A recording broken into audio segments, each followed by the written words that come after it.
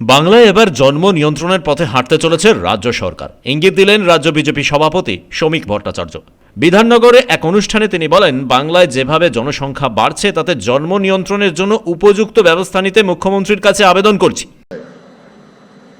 কিন্তু আমি অত্যন্ত আশাবাদী যে আমাদের মাননীয় মুখ্যমন্ত্রী পশ্চিমবঙ্গের এই ক্রমবর্ধমান যে জনসংখ্যা বৃদ্ধি হয়ে চলেছে সেটাকেও নিয়ন্ত্রণ করবার চেষ্টা করবেন।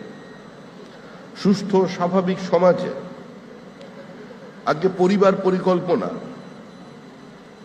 সেটাকে বাধ্যতামূলক করা যায় কিনা, কিংবা সরকারের ফ্ল্যাগশিপ প্রজেক্ট বানিয়ে সেটা নিয়ে ব্যাপক প্রচারের মধ্যে দিয়ে এই জনসংখ্যাকে আমরা নিয়ন্ত্রণ করতে পারি কিনা, জমির ওপরে এই মানুষের চাপকে আমরা কমাতে পারি কিনা, আমরা এই পরিবার পরিকল্পনার মধ্যে দিয়ে জন্ম নিয়ন্ত্রণের মধ্যে দিয়ে আমাদের মহিলাদের আরো সুষম বিকাশ ঘটাতে পারি কিনা, শিক্ষায় তাদের আর্থসামাজিক উত্তরণের অবস্থায় পৌঁছে দিতে পারি কিনা সে নিয়ে মুখ্যমন্ত্রী সিদ্ধান্ত নেবেন।